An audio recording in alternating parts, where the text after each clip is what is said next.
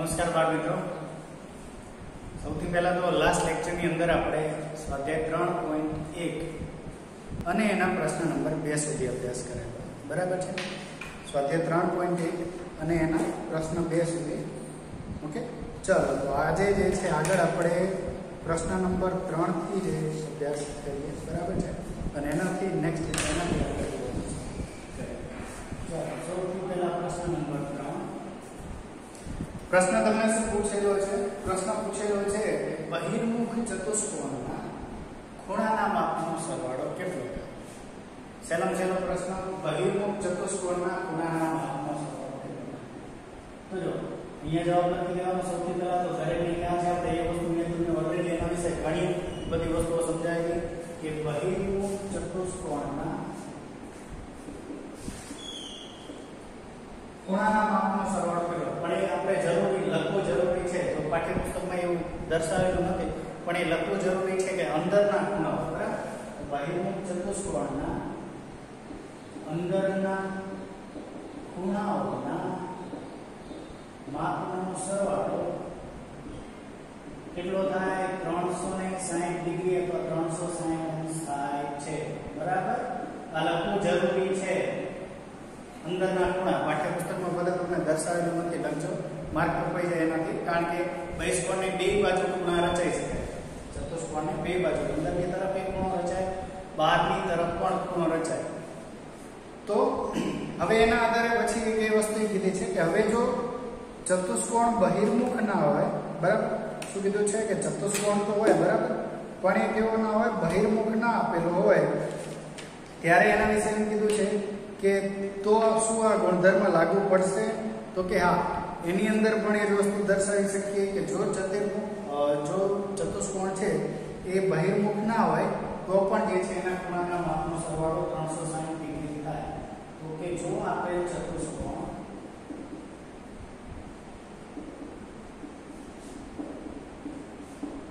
બહિર્મુખ ચતુષ્કોણ ન હોય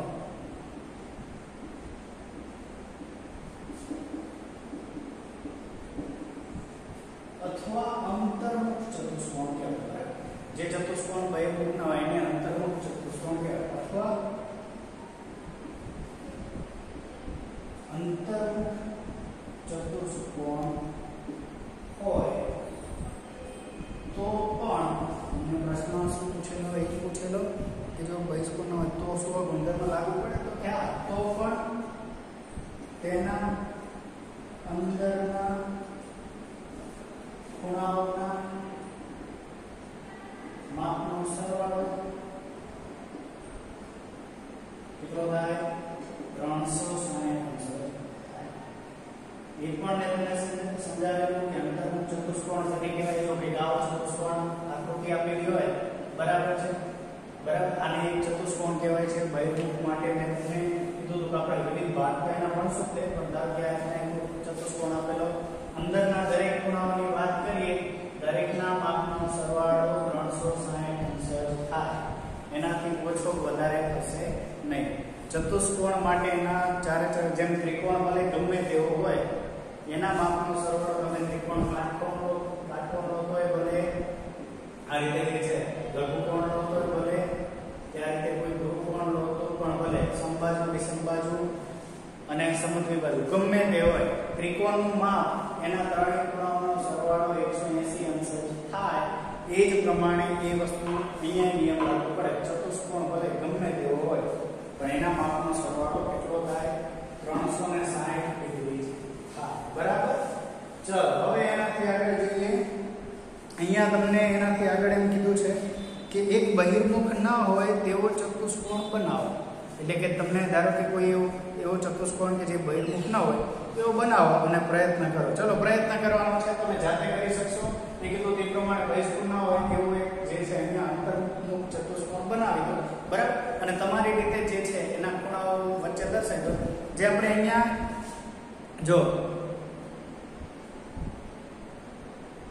અહીંયા આપણને જે અંતર્મુખ ચતુષ્કોણ માટે આગળના ફકરાની અંદર આપ્યો છે ને, તો એની અંદરથી પણ જે છે તમે જવાબ મેળવીને લખી શકો, બરાબર? તો ખાલી એ અંતર્મુખ ચતુષ્કોણ દર્શાવી દેવાનું. એ બધા ખૂણાઓના માપનો સરવાળો 360 અંશ. એની અંદર કઈ વધારે તમારી રીતે દર્શાવવા चलो હવે પ્રશ્ન નંબર 4 જોઈએ। પ્રશ્ન નંબર 4 શું કીધેલું છે અહીંયા? તો કે પ્રશ્ન નંબર 4 કે એવું કહે છે કે અહીંયા તમને જો કે કોષ્ટક આપેલું છે, બરાબર છે? એ કોષ્ટકને ધ્યાનથી જો, અહીંયા એક ચલો દોરીને બતાવું।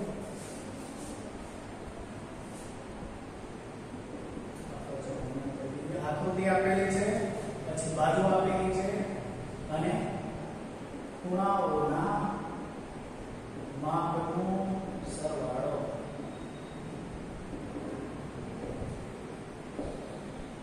બરાબર? ચલો પહેલા તે આ ત્રિકોણ કે બાજુ કેટલી? 3, માપ કેટલું થાય? ખૂણાઓના માપનો સરવાળો 180 અંશ। ચલો બરોબર। પછી એક આ રીતના કંઈક જે છે ચતુષ્કોણ આપેલો છે, બરાબર? આ રીતના એક ત્રિકોણ આપેલો છે, ખૂણા કેટલા? બાજુ કેટલી? તો કે 4, અહીંયા કીધું છે 2 ગુણ્યા 180 અંશ, એટલે કે આ રીતના દર્શાવ્યું છે 4 ઓછા 2 ગુણ્યા 180 અંશ, બરાબર છે? એના પછી પંચકોણ આ રીતના કંઈક દર્શાવ્યો છે,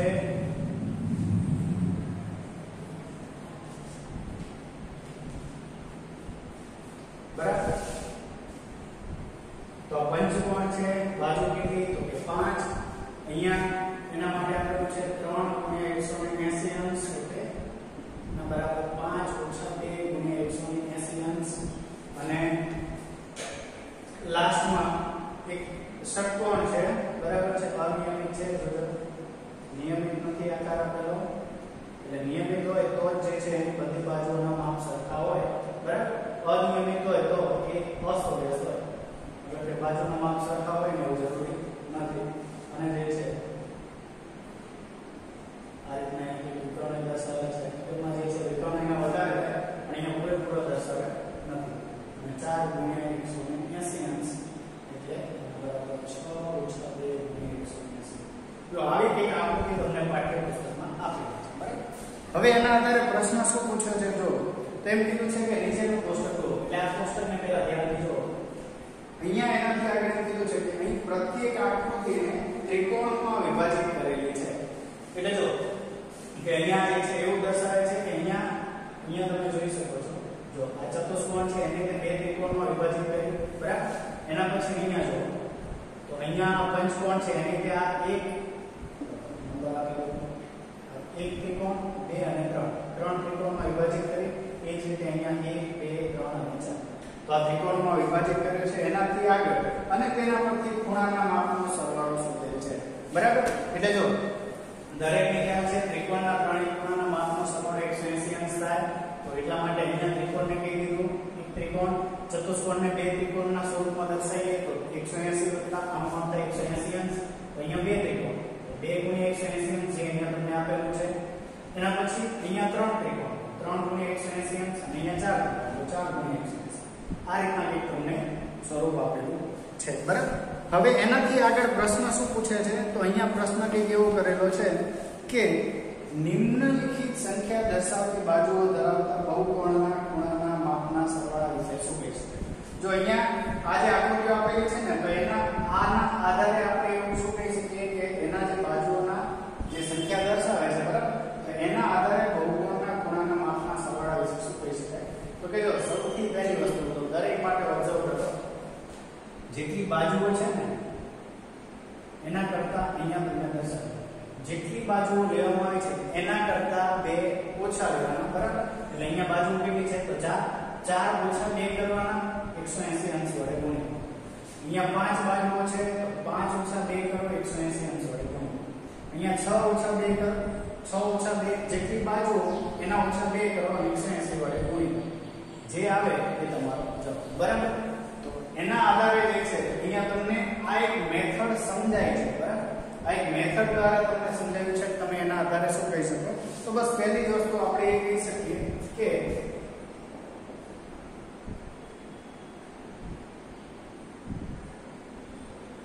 અહીંયા કીધું છે નિમ્નલિખિત, તો અહીં વિવિધ સંખ્યામાં અથવા વિવિધ સંખ્યા દર્શાવતી બાજુઓ ધરાવતા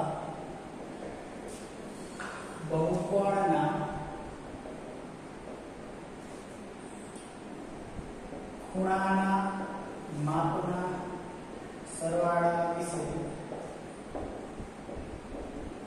નીચે મુજબ કહી શકાય.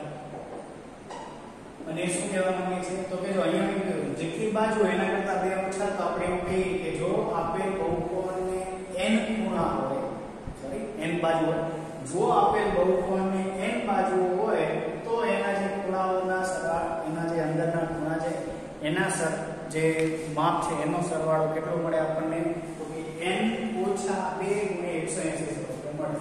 કે જો અથવા n બાજુઓ ધરાવતા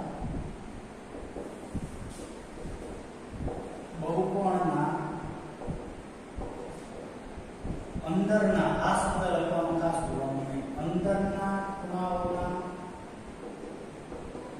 માપનો સરવાળો બરાબર કઈ રીતે તો કે જો અહીંયા દરેક માટે કેટલું છે, અહીંયા n બરાબર 4 લઈએ, અહીંયા n બરાબર 5 લઈએ, અહીંયા n બરાબર 6 લઈએ, બરાબર છે. તો એ મુજબ લઈએ પછી શું કરીએ તો કે એ જે વિવિધ દાખલાઓ છે એની અંદર n અહીંયા 5 લઈએ તો 5 - 2, અહીંયા 4, એની કિંમત 4, 4 - 2 એ રીતે લખી શકીએ. તો અહીંયા એના ઉપરથી લખી શકીએ n - 2 * 180 બરાબર. આ એક તારણાના ઉપરથી મળે છે. ચલો હવે જે છે અહીંયા એના આધારે જે છે વિવિધ સંખ્યાઓ આપેલી છે. પહેલું જ આપેલું છે 7. ઓકે 7. તો આપણે લખવાનું કે અહીં 7 બાજુઓ ધરાવતા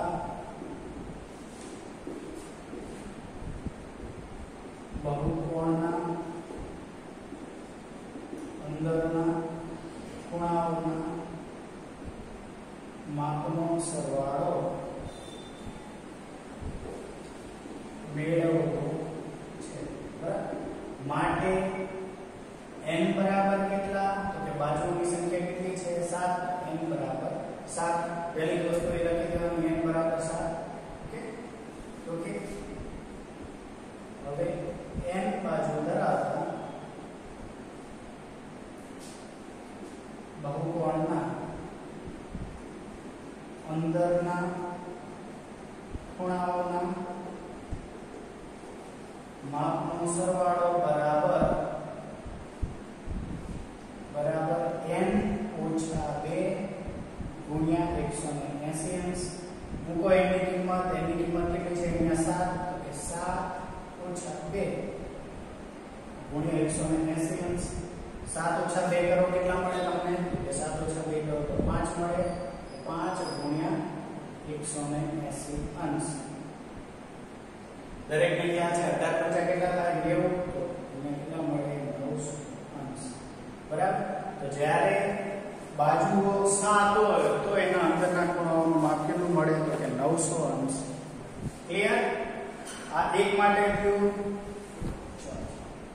બીજા માટે લઈએ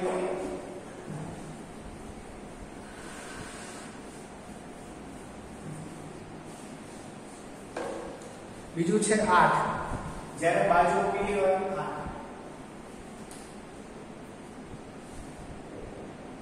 તો જો હવે દરેક જે છે ને પહેલી લાઈન લખવી ફરજિયાત છે. બરાબર. દરેક યાદ રાખવાનું. હું દરેક વખતે નથી લખતો કારણ કે આપણી જોડે સમય મર્યાદિત હોય. બરાબર. એટલા માટે હું દરેક વખતે આ લખવા છું તો આપણો ટાઈમ ઘણો જે છે બગડે. પણ અને એકની એક જ વસ્તુ લખવાની એટલે દરેકે પહેલી આ લાઈન લખવાની છે. 8 બાજુઓ ધરાવતા બહુકોણના અંદરના ખૂણાઓના માપનો સરવાળો મેળવવાનો છે. હું અહીંયા આવી રહે છે સરળ. બરાબર. તો અહીંયા કેટલા આપેલા છે 8. ઓકે. અહીં n બરાબર 8. દરેકે એની પહેલાની આ લાઈન લખવી ફરજિયાત છે. પરીક્ષામાં 2 માર્કનો પ્રશ્ન આવે જો તમે એને વર્ણવ્યું ના હોય, મૂળ જે છે તમારી રકમની રજૂઆત તમારે જે છે વર્ણવી પડે, ના કરો 1 માર્ક કપાઈ જાય. બરાબર. n બરાબર 8 છે. તો કે હવે 8 બાજુઓ ધરાવતા બહુકોણના અંદરના માપનો સરવાળો બરાબર શું કરવાનું? સૂત્ર શું છે તો કે n - 2 * 180 અંશ. બરાબર. આ બે સૂત્રો ખાસ યાદ રાખજો. ઓકે, n - 2 * 180 અંશ એ મેં તમને લખાયું હતું અને વિકર્ણ માટેનું સૂત્ર લખાયું હતું.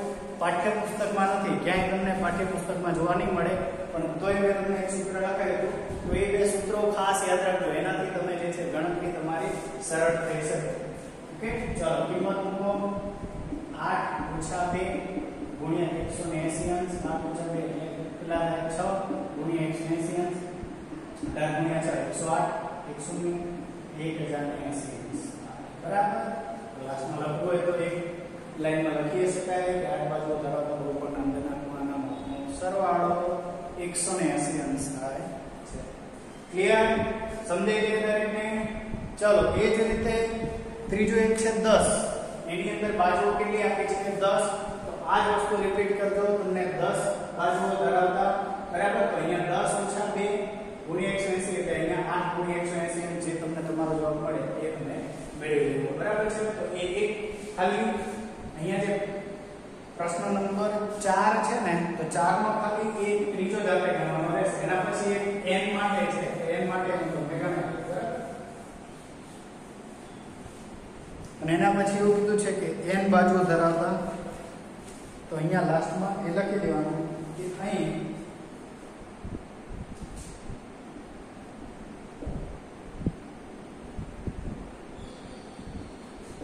બાજુઓની સંખ્યા બરાબર n. અહીંયા તો n જ આપેલી છે. બરાબર? તો કે માટે n બાજુઓ ધરાવતા બહુકોણના અંદરના ખૂણાઓનો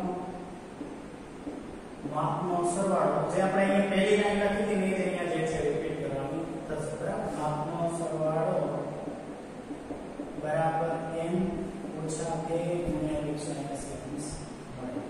ક્લિયર? બસ આટલું જ આપણે લખવાનું છે. આની અંદર કઈ જે છે વધનાઈ અથવા નવી વસ્તુ લખવાની નથી. ઓકે, તો એ સમજી શકીએ આપણે. ચાલો હવે જે છે એનાથી આગળ પ્રશ્ન નંબર 5. એક કોન્સેપ્ટ છે નિયમિત અને અનિયમિતનો, જેના વિશે મેં તમને ઓલરેડી ઘણું બધું સમજાવ્યું છે. નિયમિત શેને કહેવાય, અનિયમિત શેને કહેવાય? ચાલો 5મો પ્રશ્ન શું કીધેલું છે કે નિયમિત બહુકોણ એટલે શું? તો મેં કીધું હતું કે જે બહુકોણમાં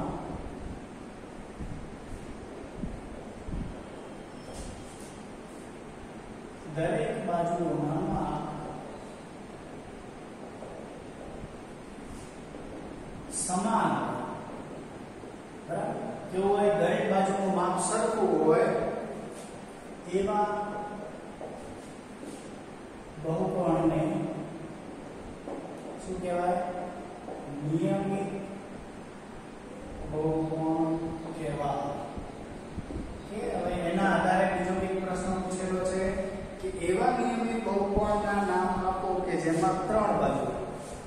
તો પહેલામાં લખવાનું 3 બાજુઓ ધરાવતો નિયમિત બહુકોણ બરાબર જે બહુકોણ જે છે એ 3 બાજુઓ ધરાવતો હોય એવો નિયમિત બહુકોણ શું થાય? દરેકને ખ્યાલ છે 3 બાજુ ધરાવતો બહુકોણ એટલે શું થાય? દરેક જાણે છે ત્રિકોણ. આપણે નાના ધોરણથી ભણતા આવ્યા છીએ, ત્રિકોણ હોય અને 3 બાજુ હોય. બરાબર? બીજી વસ્તુ એ નિયમિત, જે ત્રિકોણની 3 બાજુઓ સરખી હોય. બરાબર? કે જે ત્રિકોણની 3 બાજુઓ સરખી હોય એ ત્રિકોણને કયો ત્રિકોણ કહેવાય? તો કે એ પણ દરેક જાણે છે, નામ ઉપરથી જ ખ્યાલ છે દરેકને સમબાજુ ત્રિકોણ.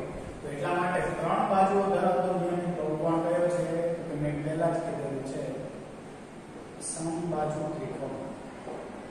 બરાબર? મેં એ પણ કીધું હતું જ્યારે નિયમિત આકૃતિ અને અનિયમિત આકૃતિ ભણાવતો ત્યારે કે નિયમિત જે છે એ એક જ હોય.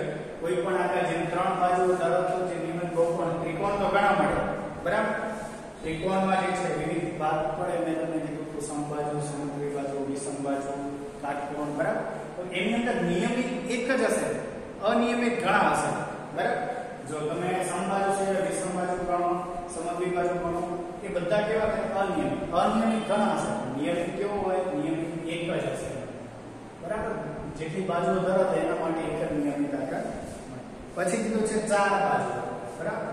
તો કે 4 બાજુઓ ધરાવતો નિયમિત બહુકોણ બરાબર.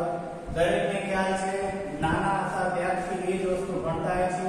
4 બાજુ ધરાવતો બહુકોણ ચતુષ્કોણ માટે આપણે જે છે સામાન્ય રીતે શું કહીએ છીએ? ચોરસ. ચોરસની બધી બાજુના માપ સરખા હોય, બધા ખૂણાના માપ સરખા હોય, બરાબર. જો બાજુઓના માપ સરખા થશે ને એટલે ઓટોમેટિક એની સામેના ખૂણાના અથવા દરેક ખૂણાના માપ સરખા થઈ જશે, બરાબર.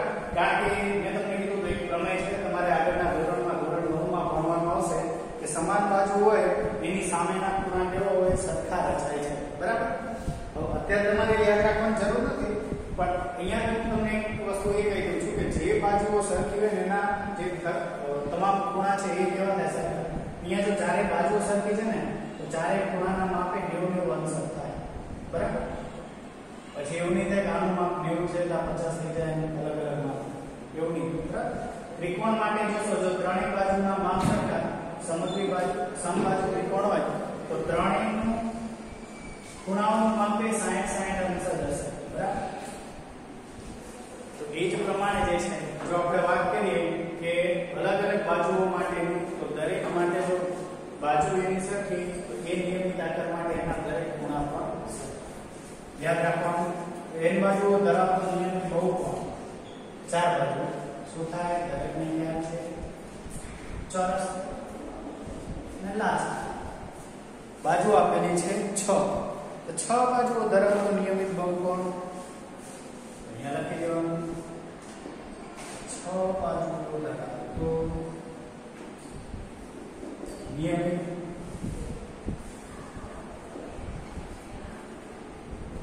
બહુકોણ બરાબર શું થાય? કે નિયમિત ષટકોણ. નિયમિત ષટકોણ. ક્લિયર? સમજાઈ ગયું દરેકને? ચલો તો આપણે આ લેક્ચર જે છે એનો સમય અહીંયા પૂરો થાય છે, બરાબર છે. તો આ લેક્ચરની અંદર આપણે અહીંયા સુધી રાખીએ.